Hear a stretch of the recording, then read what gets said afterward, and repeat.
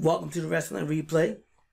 It's Kato here with the AEW All Out 2021 replay. Shout out to everybody in the wrestling world out there, the wrestling family. What's going on? Yeah, they did that. They did that yesterday. My bad. They did that though, man. Good night. Let's get into it. So look, check this out. They start off the show, the pre-show, with Gender Express and the Best Friends going against the Hardy Family Office, right? This was a really good opening match before the pay-per-view to really get the pay-per-view started, right? To get the fans engaged. You got, to me, one of the hottest stars in AEW right now, and that's Jungle Boy. And one of the most loved babyfaces, Orange Cassidy, right? You kicking off the show, the pre-show with that, the fans are already going to be engaged. Not only that, not only did the Gender Express and Best Friends pick up the win, we also got to see the return of the Butcher, someone who I personally think should be a champion in AEW. He's really dope. The Butcher, the Blade, I think they're a really dope tag team, so I'm glad to see that he's back. I think he was out for maybe about 6 or 7 months, so he'll be able, well, that team should be able to get back on the map, and or if he decides to go singles, whatever. But I like the fact that he's back. That's like the first surprise you got at the pre-show. If you didn't watch that, you already missed one big return, right? Okay. So we kick off the pay-per-view. TNT TV title on the line. Miro versus Eddie Kingston. You already know their styles. This was one great hard-hitting opening match for your pay-per-view. I think they got it right too. Miro went over, retaining his championship. I like that, but it didn't look like it was going to be a cakewalk. You didn't know that he was going to go out here and not and still have his title around his waist. There was times where I was like, oh yeah, Eddie got this. He's ready to wrap it up. Nah. Really good opening match, man. I wouldn't be surprised to see these two actually possibly lock it up again. Right after that, we got to see Jon Moxley and Satoshi. I think I'm saying his name right. I hope I'm saying his name right. But you went from one hard-hitting matchup to another even harder hitting matchup. Yo. When you have the luxury of having these two guys on the second match of your pay-per-view card, you already know what type of pay-per-view, you already know what night you're in for. Now, granted, this is AEW's like WrestleMania, to put it in perspective, right? So you know it's going to be big. Just looking at the card, you're like, okay, this is going to be a good show. For me personally, it was only maybe about 3 matches I said need to deliver for me. And if it does, every other match can be mediocre, and this will be a good pay-per-view to me. But every match delivered. Every match delivered on this pay-per-view. These guys did their thing. Jon Moxley managed to pick up the win, but it took 2 paradigm shifts. And after the matchup is where things really started to pick up. We seen Minoru Suzuki make his way down to the ring. If you remember the first time these guys fought on AEW Dynamite, oh my goodness. You knew what type of matchup you was getting. He delivered the Gotch piledriver to Moxley before leaving out. So you know that sets the tone for what's to come. Another matchup between these two is going to be absolutely insane. Excuse me. And you would have to think it's going to be some type of stipulation involved, because I don't think it's going to be another typical one-on-one matchup between the two. I don't know about death match or anything like that, but I wouldn't be surprised. AEW has been pushing the envelope. They have. And I don't mind it. I like it. Hey, do your thing. I like it. They've been pushing the envelope, and it's been delivering. It's giving the fans, well, more the fans, what they want to see, right? A lot of fans are into more of the indie style wrestling. They're into that strong style wrestling. They're more into the death match. That's just what it is. That's just the wave right now that's being rolled, and that's what they like to see. Me personally, I like to see a little bit of everything, so it all works for me. Death matches, I love it when it makes sense. So in this situation, yeah, I could see something like that happening, and I'll be tuning in. But mind you, this is your second surprise. And the pay-per-view just really got started. You got 2 surprises within 3 matchups so far. We see Dr. DMD against Chris Statlander. DMD managed to retain her title, but yo, that's another good match. Another good matchup. Now, me personally, I think Chris Statlander is a beast. If you've seen the Casino Battle Royale, right, the type of women, the caliber of women that they have, AEW have access to, it's going to be a really good women's division. When this really starts to pick up and you're seeing 2 matches for female wrestlers per show or something like that, or, 2 here and then 1 on Rampage, 2 on AEW Dark and stuff like that, and they really start to pick up, ramp up that women's division a little bit more, the fans will be able to see, or not even the fans, I'm going to say the viewing public will be able to see more of the women, the AEW, the talent of the women that AEW has. Chris Statlander did her thing. Like, I think if this match took place 9 months from now and DMD had a really good run, I would probably be looking at a new women AEW Women's Champion. I think Statlander is definitely, she has everything you want in a women's champion. Really cool baby face, hangs out with the best friends, duh, right? She's over. The crowd is behind her, so that's great. Only problem is, well, we'll get to that problem a little later when we talk about the women's battle royal. But this was a really good matchup. Like, I couldn't find any real bad matchup. It's only one that I thought maybe wasn't as good, but nothing to really be mad about or go home and pout about and nothing like that. This was a great pay-per-view. Like, they did their thing. Like, I knew they would, but I feel like everyone went out there and had like a speech like, yo, I want to be match of the night tonight. Let's go out there and be match of the night tonight.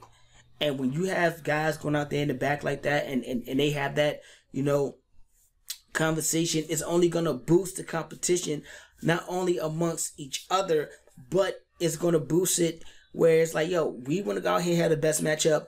We're going to do this. And we're going to turn up. Y'all got to go out there and try to top that. So I feel like each match was trying to top the match before. And that only makes for a great pay-per-view for the fans. Because we're watching and like, yo, they're trying to go push it even more to the limit than the match before did.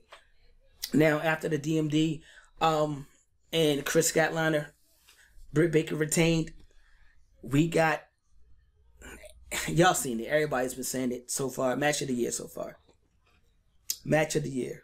Definitely for sure, hands down, tag team match of the year. So far. The year's not over. But that's going to be hard to top. The stories, you know me, I'm a storyline guy. The storyline of these 4 men. The story that was told prior to these guys getting into a cage. This started 2 years ago. 2 years ago. All Out. Ladder match. That's when this story started for me. You knew that these teams was going to come back around for those tag team titles. You knew it was going to happen. And with them coming back around in this steel cage match, I mean, it's funny because you didn't have to have 1,000 high spots off the cage. But this match was full of spots. Like, full of spots.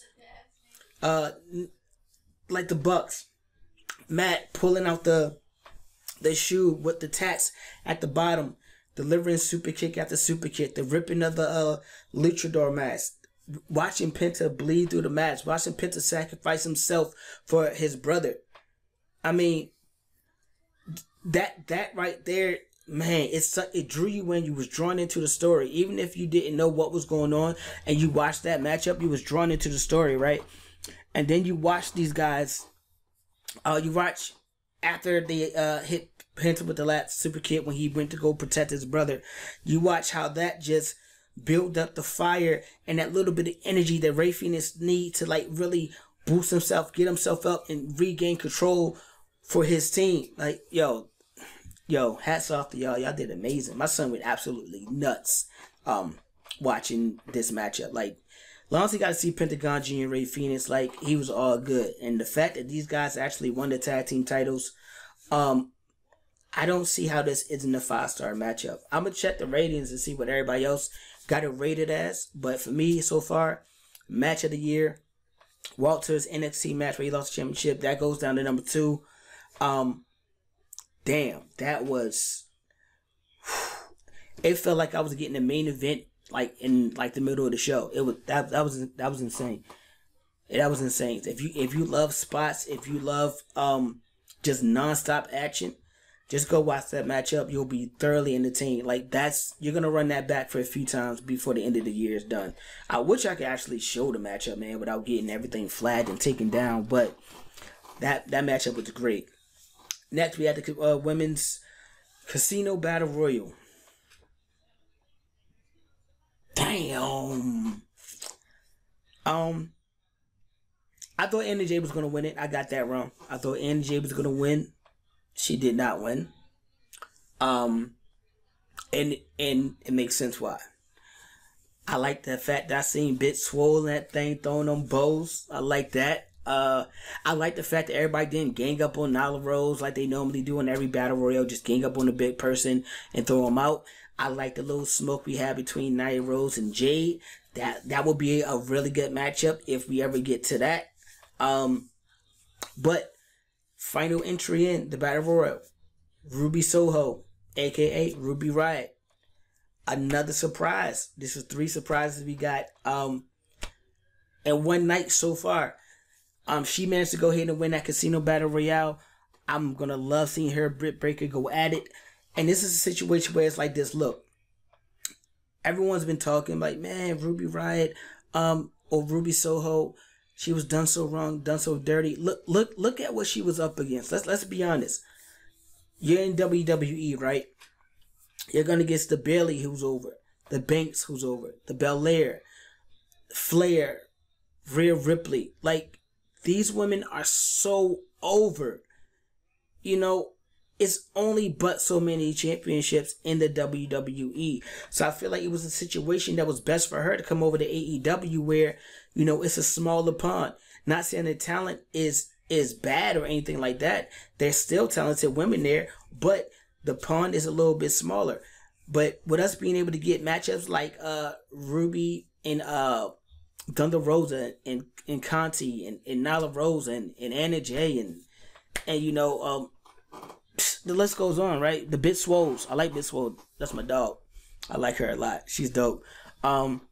We seen Kiera Hogan a lot in AEW recently. So it's so many more matchups she's going to be able to match up with. It's just, it makes sense for her to be there right now, where those other women, they're kind of built to the max, and they're not like older talent. They're you know, they're fair age. So it's like, will I get my chance? You don't know. I could stay and possibly never ever get my chance. Or they could say, you know what? Tomorrow we're gonna run Ruby, and this is what we want.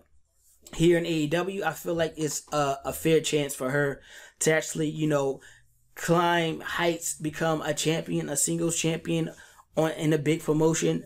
She's a dope wrestler, so I think this is a great move for her. I like the fact that she won the Battle Royal, and it's going to be interesting between her and Britt Baker going forward. But I'm tuned in. I'm locked in for it. Next, we got the MJF and Chris Jericho match. I'm gonna be honest, right? I'm gonna be honest. I know this may not be a popular take. Whatever. I don't care. I'm not the biggest fan of MJF as a wrestler. Like his in-ring ability. His promos top notch. His promos will carry him for the rest of his career. He's great. Give him a microphone, he's great. He's tough as hell. Tough. I mean, he takes a lot of punishment. I gotta give him that. He takes it and keep moving like a trooper. I don't know. I just feel like as far as his offensive movesets, right? I feel like he's just missing a little bit of something. I like the fact that he has a submission move now. I think that works perfect with him. I would love to see him incorporate maybe about 5 to 6 moves in his offensive arsenal where it's just geared towards weakening the arm. Look, I'm a sucker for that, right? Bret Hart, I would watch him just work on your leg and your lower back all match just to soften you up for that sharpshooter, right? And I would love for him to implement that in his game plan, because he's the type of person where he can hit a big move, right? And his personality alone and his ability to connect with the fans, he can hit this big move and not touch you for the next 30 seconds, and you'll be thoroughly entertained in the matchup, even though he's not even touching his opponent, from the other things that he's doing. Maybe pandering to the crowd, maybe taunting his opponent. His psychology of wrestling is really, really good. I just want to see him just slow down and slowly pick apart his opponent, and then break his opponent down, and then lock on his submission move. He's already great. Like, he's young too, man. He's really young, and I think he's gonna go a long way in this business for sure. But I think if he, tunes up his offensive moveset just a little bit more, he's gonna go down as possibly one of those great wrestlers. I calling it early. One of those great wrestlers, probably. A lot of people, and it's funny because a lot of people seen it in Chris Jericho early as well, when he made his move to WWF and no one, or WWE, and no one could understand, like, Chris Jericho, like, why, like, what is he going to offer? He was just a lionheart. He was a little annoying guy in WCW, and then you see him flourish. So I think it was really dope for these two to be the ones that's actually in the feud together. But Chris Jericho did manage to go ahead and put away MJF, making him tap out. Jericho career as a wrestler still get to continue, even though I hope he kind of take a little step back from wrestling, because it's like, yo, I'm Chris Jericho. If I'm not going for the AEW World Championship or the TNT Championship, I'm not out here to wrestle just to be wrestling. You know what I'm saying? He's really great on the mic at the announce table, so I wouldn't mind seeing him do that a little bit more. He can still go in there and mix it up from time to time. He still has a faction that he's the head of that he needs to run, where young Sammy is another great young competitor that they have in AEW. It's time for him to go ahead and take the next step in his singles career.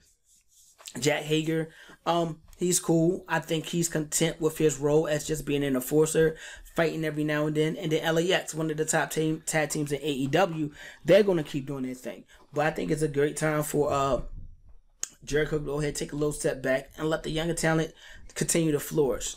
Now, that was a nice, good, slow building matchup that, led to the ultimate, decision that the fans wanted. Majority of the fans wanted, I should say.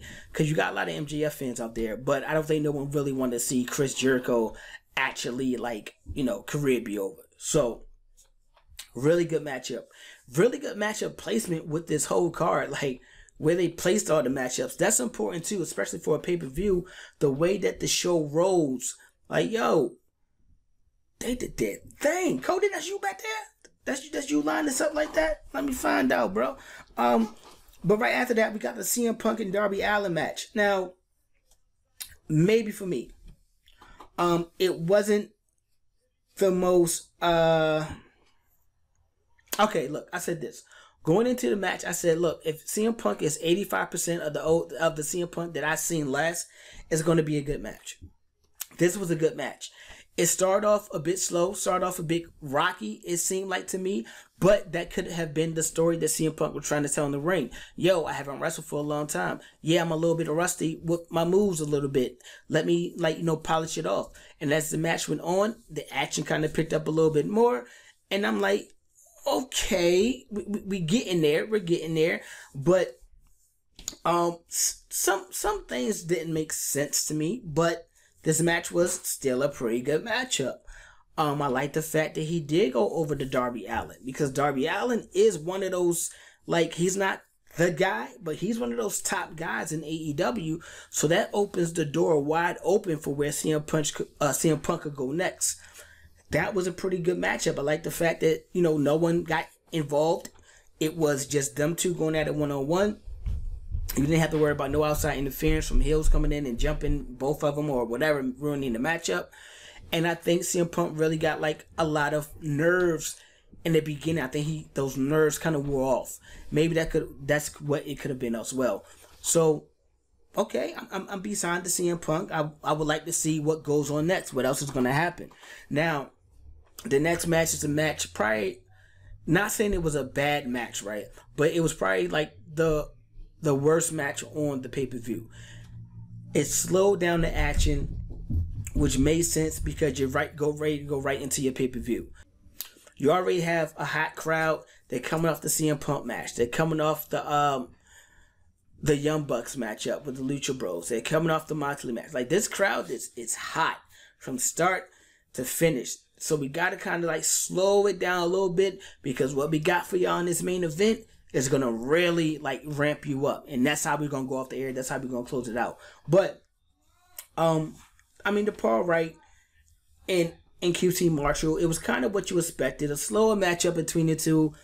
I was surprised the fact that Paul went over the factory, couldn't really help QT Marshall get to where he needed to go and get the victory. It's making the faction look weak, man. When they was going against the Nightmare Family, I'm like, yo, this is going to be a new faction to be reckoned with. They're going to be pretty good. Nick Camarado, I'm like, okay. Anthony Ogogo, I'm like, okay. These two guys, I think, is going to really make some waves and splashes inside of AEW. But kind of like after that feud kind of shut down, even with Anthony Ogogo, looking as impressive as he has, and Nick Camarado looking as dominant as he has, it just kind of slowed down. So I don't know what they plan on doing next with this faction, period, because your leader keep getting beat up. He's not too good. And it's like the best guys inside the faction, they're not wrestling as much anymore. So I don't know exactly where we're going to go. But this is my main point, bro. We need another title in AEW. I don't care if it's a single. Well, I would like it to be a single title where it's an upper to mid card tier belt, or even give me a triple tag team belt. You got so many factions where it's just 3 guys, right? AEW is packed full of factions. So if we're gonna do that, why don't you introduce a triple tag team belt or something like that, man? But I think they definitely need another championship matchup to go ahead and add to the arsenal of AEW, especially while they got so much talent and so many guys who names alone can add prestige to holding or being a part of this championship. Main event time. We've seen Christian Cage and Kenny Omega before. Well, they managed to turn it up a notch. They turned it up. This card was stacked. With these guys going off the air, they went off the air like, yo, y'all not about to just go ahead and outshine us. I like that. I like that a lot. I like that spiciness, right? Really good matchup. This matchup was way better than I thought it would be. Especially after seeing matchup 1, it was good. I'm like, okay.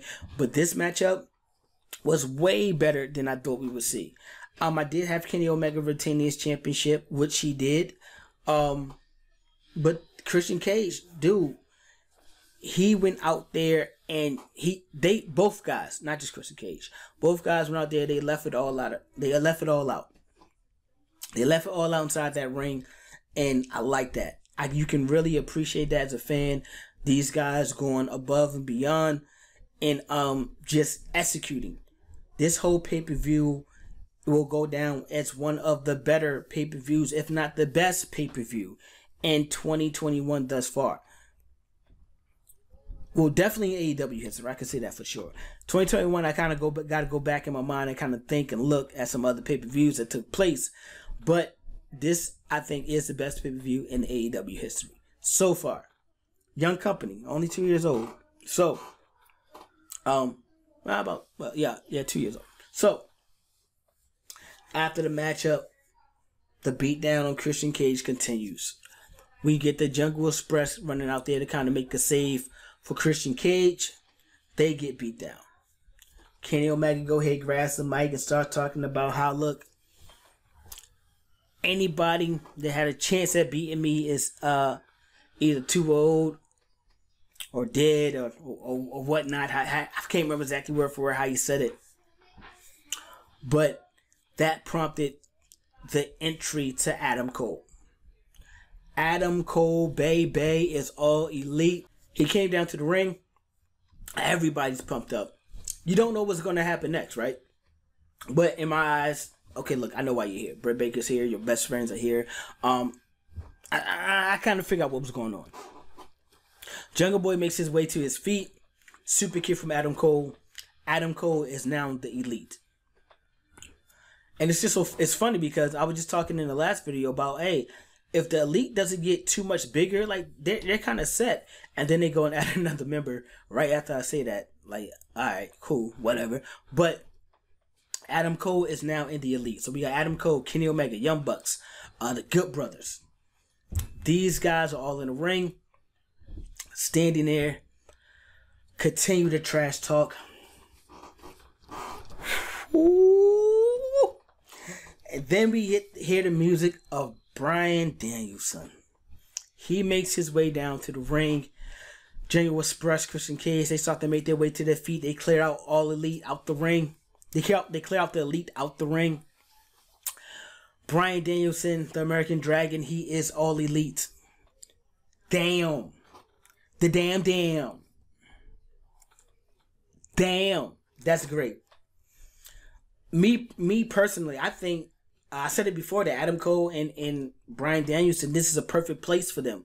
Because we've seen Bryan Danielson reach the mountain top at WWE. Adam Cole, I don't know if he would have reached it even if they would have put him in the main roster. I don't know if they would have let him be a world champion or a universal champion or anything like that. Surely because of his size, only but so many guys with the size disadvantage actually has become champion. Now, in AEW, he fits right in. They both fit right in, size-wise. He will make a believable world champion in AEW because it's more about the action inside the ring, if you can kind of go. Not so much about size. Like, the size doesn't really play a major factor in AEW, which is, it's fine. That's okay. That's cool. So I think that it fits best for both of them. I think they're going to put on some great entertaining matches because it's guys that they haven't been able to match up with yet. Some they have matched up with before, hence Adam Cole, Bryan Danielson, Adam Cole, and Malachi Black, and they had great matchups. So now we possibly get to see these matchups again. I'm not mad. We're going to possibly see Cole and CM Punk, Darby Allin, Kenny Omega, if something happens, Bryan Danielson, Kenny Omega. Like, yo, we're just going to get a lot of matchups. I feel like we got storylines for the next 2 to 3 years that we can write out just with all this talent that AEW has. With that said, I mentioned earlier about the women's division. The WWE is huge. They have so many competitors. Everyone can't shine. Everyone can't shine. Who is going to take a step back from Adam Cole and Daniel Bryanson?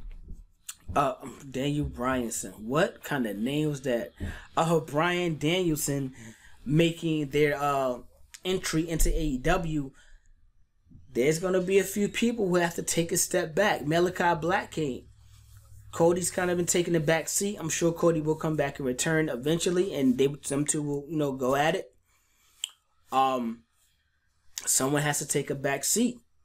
To me, when Miro came over, I feel like some of the big guys had to take a back seat. Your Brian Cage, now you're not going to be a TNT Championship. Y'all can go play over there. Lance Archer here, we got something else for you. Hey, you go ahead and take that. So it's like, yo, I'm sorry, some people going to take a back seat. My other issue is, it's going to be time for people to re-up on their contracts soon.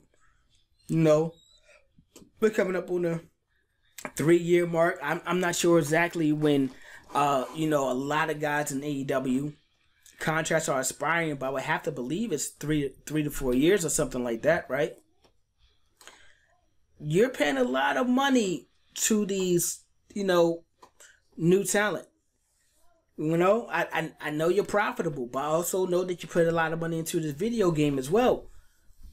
So, at what point are we going to, start to re-up on our original talent contracts? You know what I'm saying? Like, you got a lot of really good guys over there. That's going to be interesting to see. I want to see how that plays out.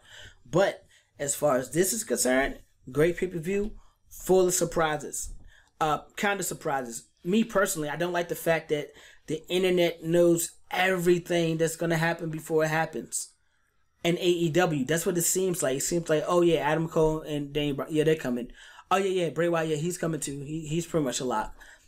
It takes away from the surprise of these guys actually appearing on the show. Cause like, yeah, you're initially like, oh, you're excited to see him. And then it's kind of like, yeah, but I knew they was coming. You know, like when we seen the return of Brock Lesnar, no, I wasn't expecting that at all. The return of Becky Lynch, no talks or whispers of that at all. And it just happened. So we live with it. The Ruby Soho, when she appeared, I didn't really see many talks of her going to AEW. It was kind of her just kind of, I'm doing my thing, finding my groove. And next thing you know, boom, I'm on a pay-per-view. Oh, snap. When Leo Rush came, oh, snap. Like, you wasn't expecting it at all. And I feel like, to me, that made the surprise, the excitement that much more. But when I kind of know, yeah, Adam Cole's going to come, it makes sense. Let's put the pieces together. Oh, yeah, Bryan Danielson, he's going to come. Bray, he's going to come eventually. Cool. I hope Bray comes to take over the Dark Order. I'll be happy with that. I think that would be pretty dope. That would be pretty dope to see.